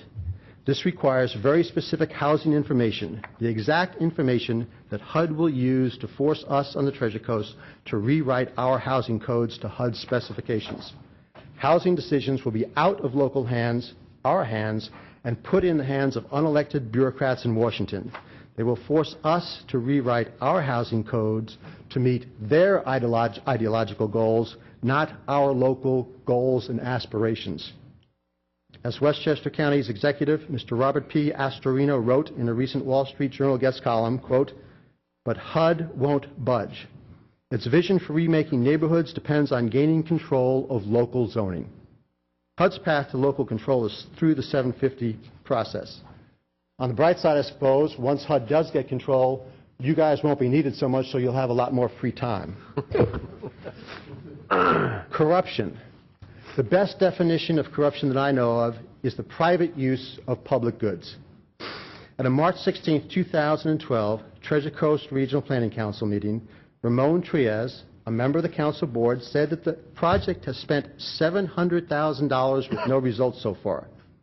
A comment made at the meeting earlier that morning was, they have squandered most of $1 million. Mr. Busha said that the South Florida Regional Planning Council had spent a large sum and had no deliverables. My understanding is that the first $700,000 to $1 million, and that spending was actually, I want to make clear, controlled by the South Florida Regional Planning Council at that time, and not by Mr. Bush and the Treasure Coast Regional Planning Council. But that money, the first almost $1 million, was simply used to pay the salaries of members of the South Florida Regional Planning Council. That is, to maintain that overstaffed bureaucracy. And it was not to do the work that was called for by the grant. This, in my view, is a great example of the private use of public goods, corruption. I wrote to Mr. Busha to see if my understanding was consistent with his. Reading from his reply, I concur. Your letter accurately captures the mood and concerns of the Executive Committee and the Treasure Coast Regional Planning Council during the 6 months prior to March 30th, 2012. I concur. I concur, but Treasure Coast Regional Planning Council's response was not to fight this blatant corruption. It was to take over management of the grant. I take this to be yet another example of bureaucracy's broken moral compass. Now, the size of the federal debt has reached immoral proportions. This type of corruption adds just another drop to it, but it is wrong. And the corruption doesn't start here, in my view.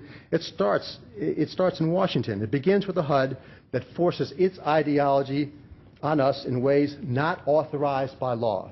It continues in that other great unelected bureaucracy, the EPA.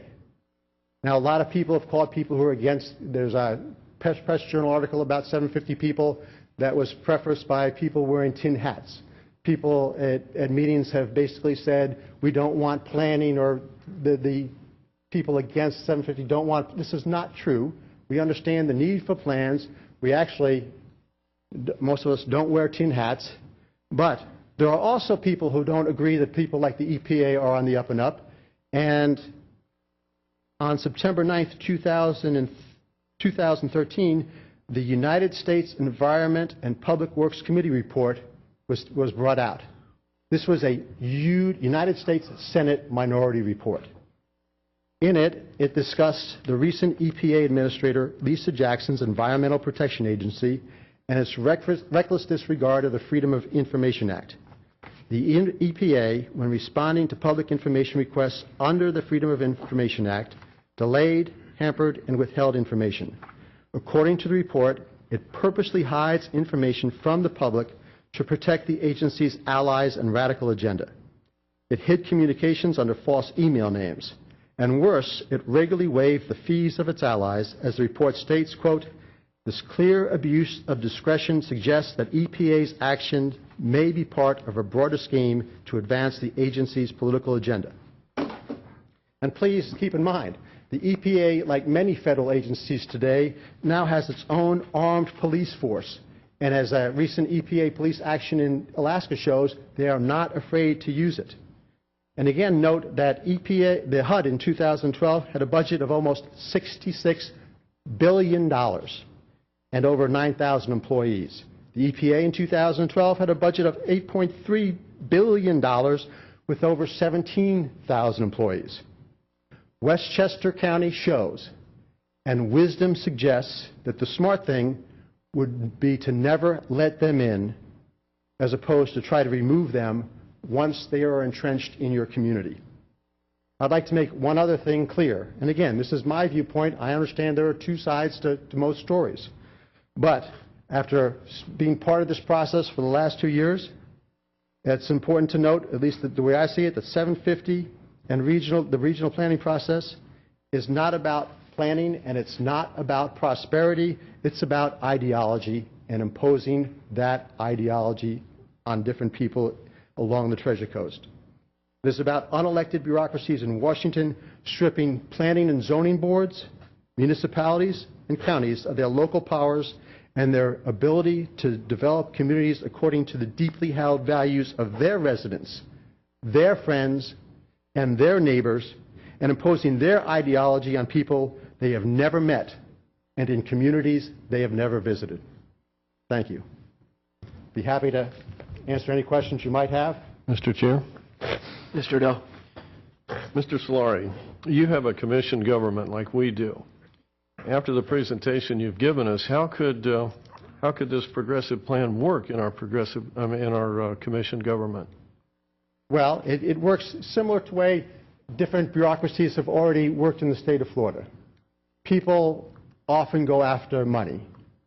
When the South Florida Water Management District, when the St. John's Water Management District wanted to change our behavior and institute water conservation ordinances, they had a little box on their grant applications.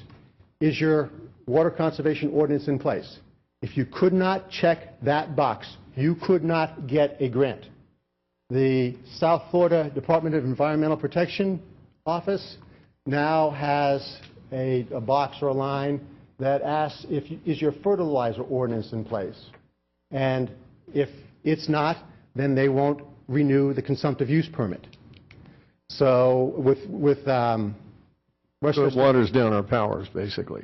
Well, what it means is all the monies that we've gone to the state of Florida in this case, and later that it's gone to Washington, if we want to get some of that back, we won't be able to.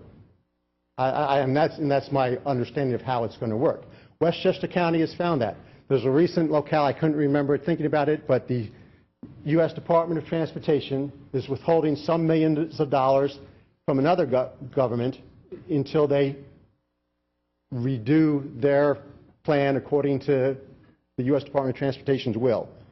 HUD is holding something like $17 million away from Westchester until it does its next step. Westchester has a court suit against HUD right now. And initially, the first court threw Westchester County out because evidently some section of HUD says you can't take us to court. So they're going to a higher court to see if that'll stand. But again, it's clear that there's a regional process in the San Francisco Bay Area. And looking a little bit on the internet, it shows that there are counties there who have withdrawn from parts of that process because they're being made to do certain things they don't want to. And again, keep in mind, this was not anything that was started from the bottom up because of a need. It was started from Washington bureaucracies, and it's clear. I could have brought a lot more examples, but I didn't want to spend 2 hours in front of you. I think, well, you've got a chairman who looks like he should be in bed now, so. Again, I apologize. No, that's trying to hang in there. That's kind of right. But, these are not benign organizations. And the first 2 or 3 or 4 years, they may go well. Yeah. But they're going to, all things being equal, require more and more changes if you want to get any of your dollars back.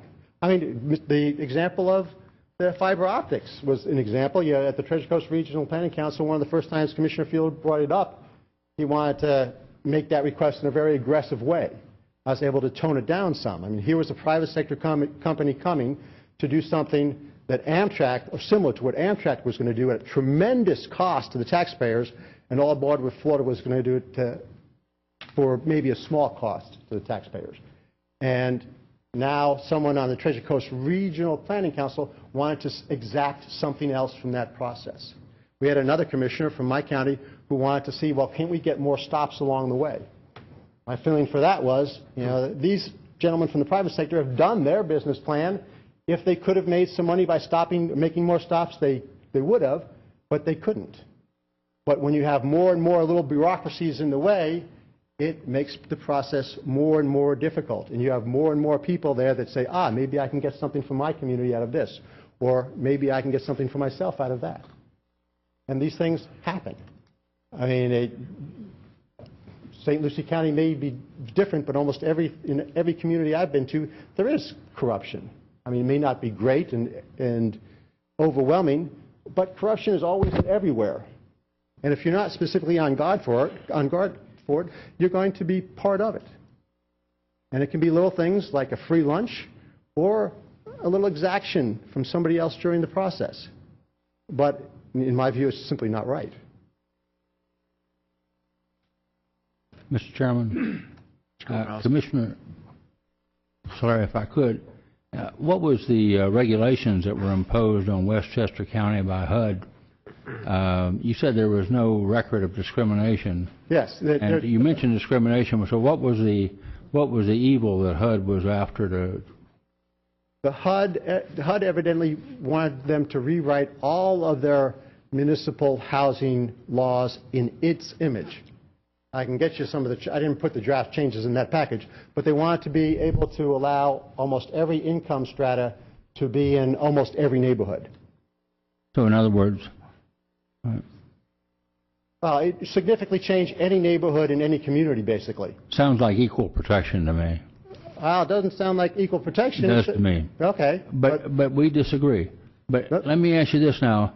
You know, I've litigated against the EPA and governmental agencies. I've also served in government and administrative capacities, aides and local, state, and Washington. And I'm not real fond of the EPA, but you know, the fish tastes a lot better in St. Lucie County after the EPA made the city stop, or everybody stopped dumping the sewage out in the river. And so sometimes we need that regulation, and the Clean Water Act and such as that. Sometimes we need that regulation when the counties and the states can't do it. Oh, I haven't said that there shouldn't be an EPA, that there shouldn't be a HUD, but they should measure their actions based on what Congress has authorized them to do. Recently, they stopped, or what they said was to a potential mining project, again, I believe in Alaska, that we're not giving you a permit, period. This was before the application came to them. I mean, and this was evidently a private company that had spent a significant amount of money developing a process, but before it came before them, they said, we're never going to permit this, so don't bother. Now, that is not the right way to do things. Mr. Chairman, my problem is I don't really see the correlation between your address and the 750 project. Well, part of it is simply whether or not you believe that this will be, at the end, a totally voluntary process, or whether you believe that this is how some Washington agencies will come in here to tell us how to change our local laws. If you believe that these agencies are purely benign, then you probably don't think there's a problem. I do not believe these agencies are purely benign based on their record in places like the Bay region, in Westchester County, and in a number of other examples. So I don't believe they're benign. I believe that they will try to, over time, force their ideology on us. And they may do it simply by withholding money or saying that they'll withhold money. But these changes seem to be happening too often throughout the country today. And these things, in my view, are often extra-legal. They are things that Congress never authorized. That statement that I read from the HUD deputy director saying that we're changing our way at HUD and we want to send a message to the communities across the country. That's not a benign statement. That's an expression of how they're going to impose their will on communities across America. EPA has done that too. EPA, not too long ago, said that excessive rainwater is pollution, and it was tried to force the state of Virginia to make up to $300 million worth of extra plumbing changes. Virginia went to court, and the court found that EPA had no authority to just call excessive rain pollution. So the courts are working. Well, I understand. But again, I don't want to have to, in Indian River County, continually go to court to protect the citizens of Indian River County. When we have a budget of $252 million, and I don't want to fight somebody with a budget of $66 billion or $8.3 billion. Matter of fact, I really don't like the idea of fighting any other governmental units. I mean, I'd rather, live in peace with all of them. And, I think that basically Indian River County has managed to live in peace with Brevard County, with St. Lucie County, with most of the counties around us. And I'm happy to let us guide and rule our future without more guidance from a mega region committee, and particularly one that's backed up by the U.S. Department of Transportation, the EPA, and HUD. And again, I'm perfectly willing to grant that your view on these things is going to depend on certain beliefs and core values. And that's why I prefaced my remarks by saying this is why we in Indian River County removed ourselves from 750. Because I didn't even say that 750's core values were wrong. I simply said they're in conflict with the core values of Indian River County, which they are. And again, it wasn't the county commissioners who stood up really initially and said this. It was a large body of Indian River counties, galvanized particularly by the October 25th work group roadshow, when they got a view of how manipulative the process was, that stood up and filled the county chambers saying, you need to leave that group. And in a 4-to-1 vote that day, we did. Thank you, sir. Pleasure, sir. All right. Again, this is going to go in front. This won't come in front of us again, correct? Mr. Chairman, members of the board, the only way that anything out of 750 would come before this board, if the Board of County Commissioners were to choose to implement certain provisions of 750 that would require amendments to our comp plan or land development code, and then it would go through the full public hearing process. And that would be the way that something like that would come before you again. All right. Does the board have any other questions at this time, or what would the board's pleasure be to do from here? Adjourn. Mr. Chairman, I would thank both groups for coming, but I don't think any action is required of us. Gentlemen, thank you very much. Thank you. Thank you.